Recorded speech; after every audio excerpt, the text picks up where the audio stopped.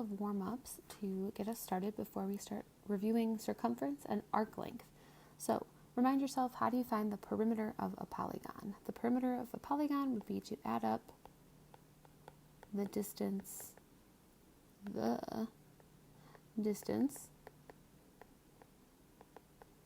around the shape. So you can think about finding the perimeter like finding the fencing around a shape. How do you find the perimeter of a circle? Well, the perimeter of a circle, you can't add up the sides because there are no sides. So instead, we want to think about using the fancy word circumference. And remember, the circumference of a circle can be found 2 pi times the radius, or because 2r is the same thing as the diameter, we could just say the pi times the diameter. All right, this next one, multiply and leave answers in simplest fraction form. So I would actually like for you to try these and then pause your video and come back and check. So pause your video. Okay, hopefully you've tried. To multiply fractions, we go across the top. So I'm going to take 1 times 9 is 9. The denominator is 6. 9/6 is the same thing as 3 halves. Multiply across, I'm going to get 72 pi over 8, but 72 divided by 8 would have been the same thing as 9 pi. You also could, if you want to, divide 24 by 8 first, which is 3. 3 times 3 is 9, 9 pi. 2 times 8 becomes 16 pi over 9. Finally, 41 times 5, I could say 205 divided by 360, or I could simplify my 5 and my 360 to be 72, so 41 over 72 times pi. Do arcs DC, so DC is here. Do DC and GH have the same measure? Well, this has a central angle of 70, so DC measures 70 degrees. GH also measures 70 degrees, so we would say yes. Do they have the same length? If you were to walk this red arc, are you walking the same distance as this blue arc? Hopefully we would say no. That blue arc path is much bigger than that red arc path. So would you say that these two arcs are congruent? No, they are not. They are not cut and paste images of each other. Okay, what is pi? Why is it that number? And who is Archimedes? Well, pi is 3.14159.265, etc., goes on forever and ever and ever and ever. Pi is the ratio of the circumference to the diameter of any circle. Because the bigger the circle, the bigger the circumference, the bigger the diameter, but they will consistently stay in a ratio of 3.14159.265, blah, blah, blah, blah, blah. Who is Archimedes? Archimedes is a mathematician from way in ye olde days who worked to figure out that if I wanted to find the area of a circle, I could do that by inscribing the circle in a polygon and approximating the area of that blue polygon, or inscribing the circle in a polygon, or inscribing a polygon in a circle and finding that area, and then we knew that the area of that circle must have been somewhere in between. And so doing this over and over and over using the concepts of integral calculus before it was even really a thing, Archimedes was able to work to find the area, ultimately also understanding of pi. We'll do more with that in class. All right, so our real lesson, circumference and arc length is what we're going to be focused on. So to find the circumference of a circle, you're going to take 2 pi times the radius, or again, you could take pi times the diameter because twice r is the same thing as diameter.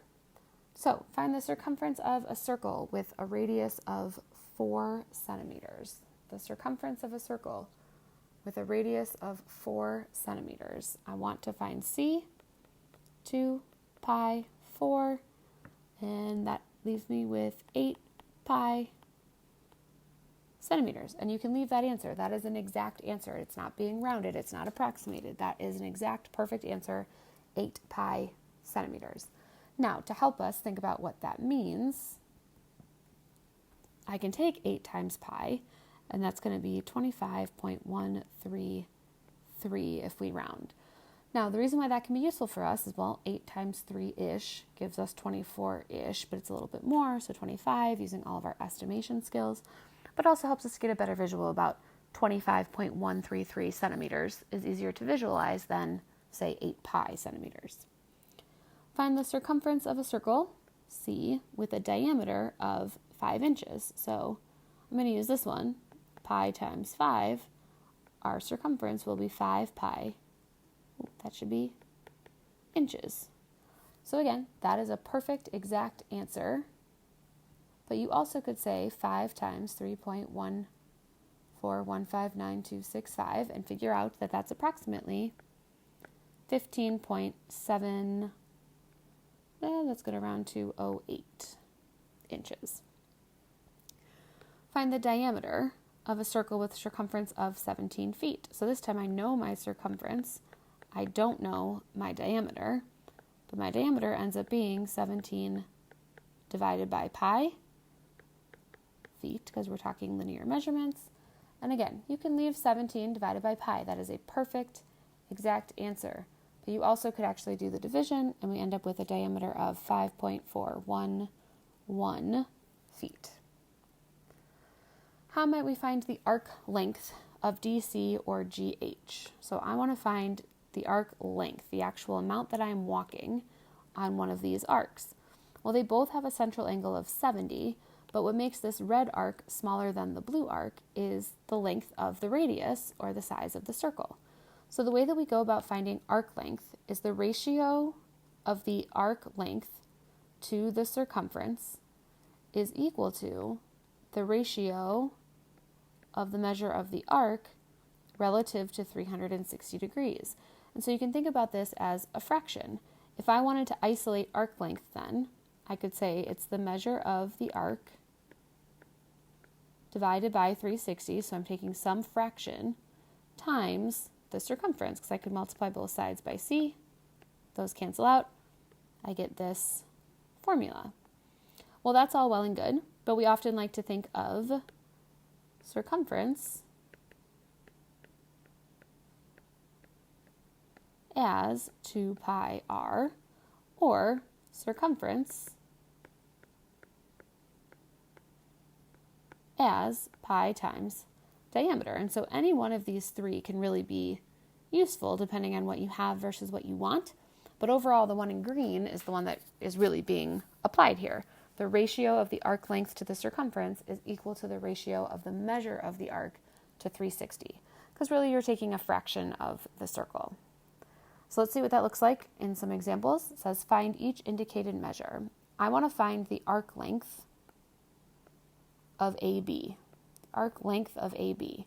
Well, the arc length of AB, so that's arc, not measure of arc, that's the arc, will be equal to the measure of the arc, which is 60 over 360, so I'm taking a fraction of the circle, times my circumference, which will be 2 pi times my radius of 8. To clean this up, AB equals 60 divided by 360 is 1/6. 2 times 8 is 16 pi.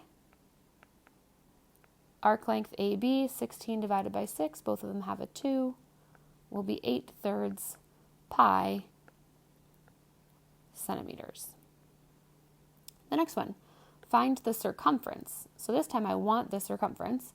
I know my arc length here is 4.19. That's going to be equal to the measure of the arc, which is 40 degrees, divided by 360 degrees, times whatever my circumference is, and that's what I would like to find. Well, this then is 4.19 equals, we can take out a 10, we can take out a 4, we'll get 1/9 times the circumference, which means that circumference equals 9 times 4.19, which is 37.31 inches will be equal to my circumference. Okay, finally, looking for the measure of arc RS, and that's a minor arc with 2 letters. Well, I know my arc length is 44. I would like to find the measure of RS, but that's going to be in ratio with 360 degrees times my circumference, which is 2 pi times 15.28. So we would like to isolate the measure of RS. I would start by multiplying both sides by 360. So 44 times 360 is a big number. 15840 is going to equal the measure of RS times 2 pi times 15.28. So I'm going to divide by 15.28.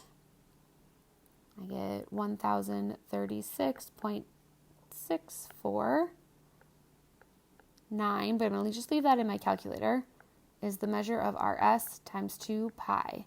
Now this is where you want to be careful, because you want to divide by 2,